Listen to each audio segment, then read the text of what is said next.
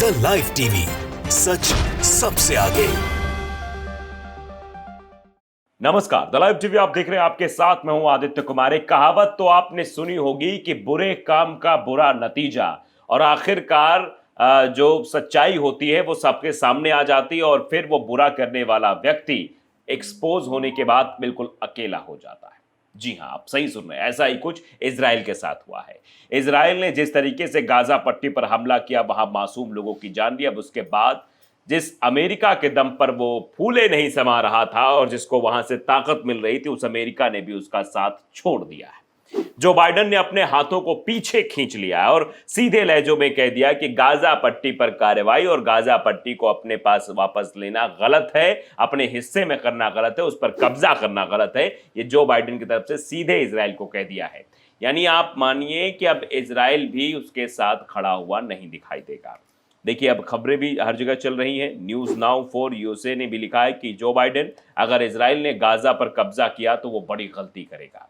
ये सीधे तौर पर जो बाइडेन यानी अमेरिका के राष्ट्रपति द्वारा कहा गया है कि अगर इजराइल ने फिर से गाजा पट्टी पर कब्जा करने की कोशिश की, गाजा पट्टी पर अपना आधिपत्य जमाने की कोशिश की, तो मतलब ये गलत कर रहा है। ऐसा जो बाइडेन को नहीं करना चाहिए, ये साफ तौर पर लिखा है। देखिए, ईरान ऑब्जर्वर ने भी खबर लिखी, warning well received from Iran, Biden warns Israel not to occupy Gaza. मतलब इजराइल को गाजा पर कब्जा नहीं करना चाहिए। यह हर जगह चर्चा चल रही है और इस बात की चर्चा इसलिए जोर पकड़ रही क्योंकि लगातार इजराइल ये कहने की कोशिश कर रहा था कि हम तो भैया गाजा पर कब्जा कर लेंगे, हमारे साथ अमेरिका ने दोस्ती का हाथ बढ़ाया है, अमेरिका के विदेश मंत्री भी हमारे यहाँ आ चुके हैं और माहौल एकदम क्लियर है। अमेरिका की तरफ से सैन्य मदद भी पहुंच रही है और हम कुछ भी कर गुजर सकते हैं। हम गाजा पर भी कब्जा कर सकते हैं, हम फिलिस्तीन पर भी कब्जा कर सकते हैं, हम फिलिस्तीन पर जो लगातार जुर्म कर रहे थे उसको भी बढ़ावा देते रह सकते हैं। हमें कोई रोक टोक नहीं है, हमें कोई रोक नहीं सकता।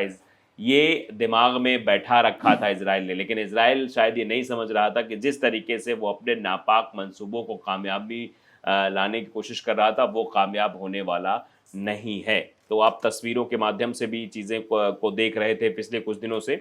और अब क्या कुछ हुआ, ललन टॉप ने भी बाकायदे इसमें लिखा है कि इजराइल का पूरा समर्थन करने के बाद बाइडेन ने दिया झटका, बोले ये बड़ी गलती हो जाएगी। अमेरिका के राष्ट्रपति जो बाइडेन ने कहा है कि हमास के चरमपंथी सभी फिलिस्तीनियों का प्रतिनिधित्व नहीं करते हैं।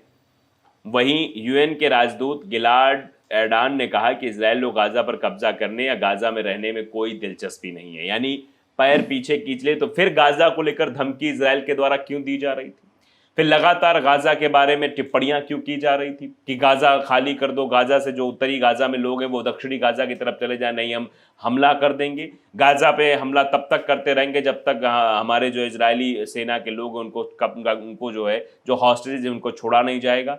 ये लगातार चीजें कही जा रही थी, लेकिन फिर भी उसके बाद आप देख सकते हैं हालात क्या है।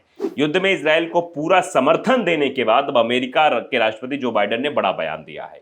बाइडेन ने कहा है कि गाजा पट्टी पर कब्जा करना इजराइल की एक बड़ी गलती होगी।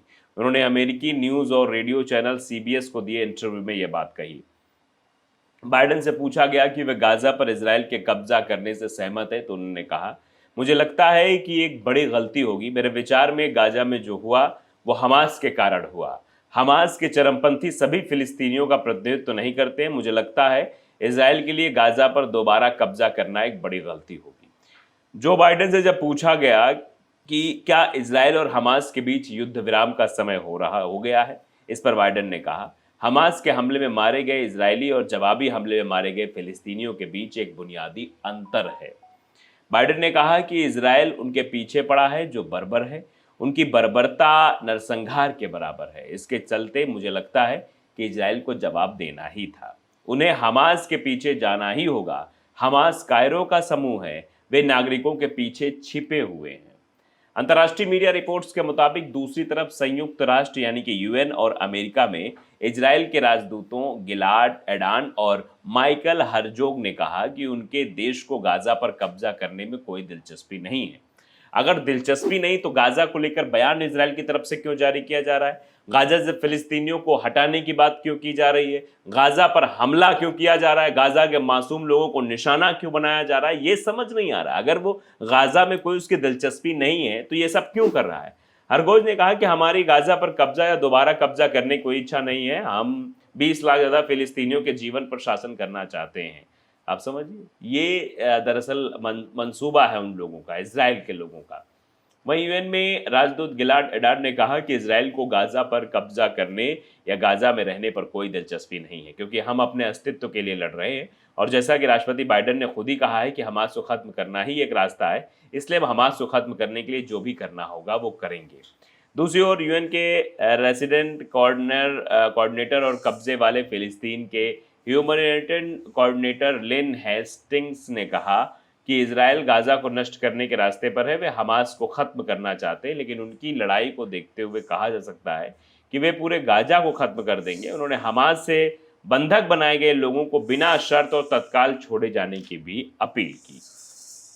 तो आप देख सकते हैं माहौल किस तरीके से। अब नवभारत टाइम्स ने भी इसमें लिखा है कि अमेरिकी राष्ट्रपति बाइडेन ने दी इजराइल को चेतावनी, गाजा के अस्पतालों में बस 24 घंटे की ही बिजली, जाने 5 बड़े अपडेट्स, इसमें अपडेट्स दिए गए हैं।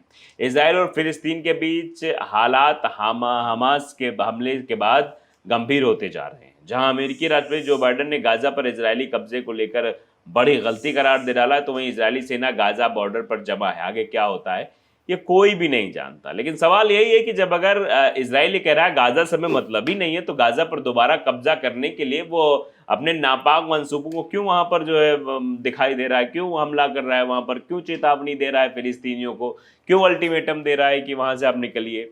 एक तरफ गाजा बॉर्डर पर लाखों इजरायली सैनिक जमा है, तो दूसरी ओर फिलिस्तीन में मानवीय संकट गहराता जा रहा है। इजराइल ने फिलिस्तीन के लाखों लोगों को गाजा चले जाने के लिए कहा है। इजराइल की तरफ से जमीन हमले की तैयारी पूरी है और किसी भी पल ये हमला हो सकता है। वहीं अमेरिकी राष्ट्रपति जो बाइडेन ने इजराइल को चेताया है कि गाजा पर कब्जा एक बड़ी गलती होगी।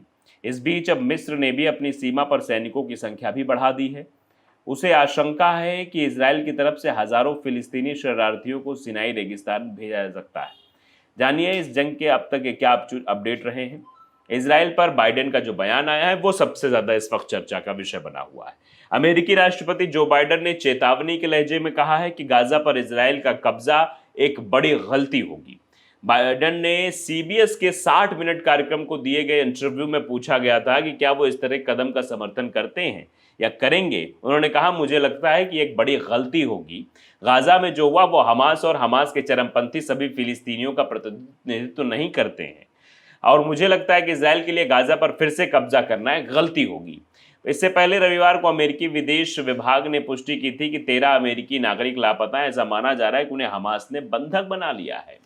गाजा के 23 लाख नागरिकों को रविवार को भोजन, पानी और सुरक्षा के लिए भीषण संघर्ष का सामना करना पड़ा।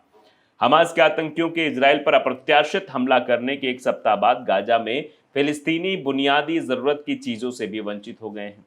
गाजा के हजारों लोग उत्तरी इलाके को खाली करने के इजराइल के आदेश का पालन करने की कोशिश कर रहे हैं। वहीं अन्य लोग वहां के अस्पतालों में जमा हो गए। गाजा में चिकित्सकों ने रविवार को आगाह किया कि यदि घायल लोगों से भरे अस्पतालों में ईंधन और बुनियादी आपूर्ति खत्म हो गई तो हजारों लोगों की मौत हो सकती है। संयुक्त राष्ट्र ने चेतावनी दी है कि गाजा के अस्पतालों में ईंधन बस सिर्फ 24 घंटे का ही है। बैकअप जनरेटर बंद होने से हजारों मरीजों की जान खतरे में पड़ जाएगी। दूसरी ओर रेड क्रॉस ने गाजा पट्टी में पानी की सप्लाई बहाल करने की अपील की है। संयुक्त राष्ट्र में रेड क्रॉस पर्यवेक्षक लेटिना कोर्टाइस ने कहा कि संगठन मौजूदा तनाव में शामिल सभी पक्षों की बात कर रहा है। गाजा में 100 से ज्यादा एक टीम इस समय गाजा में मौजूद है। उनका कहना था कि अगर इजरायली सैनिक गाजा पर कब्जा करते तो फिर जायज है कि सड़क से सड़क तक की लड़ाई, नागरिक इससे हताहत होंगे। तो फिलहाल आप देख सकते हैं कि इजराइल के साथ इस वक्त कोई नहीं है, और इजराइल जिस तरीके के मंसूबों पर काम कर रहा है शायद पूरे विश्व में उसका साथ कोई नहीं देगा। तो द लाइव टीवी को अगर आपने सब्सक्राइब नहीं किया जरूर करिए, बेल आइकन दबाइए ताकि सच खबर आप तक पहुंचती रहे। नमस्कार। द लाइव टीवी, सच सबसे आगे।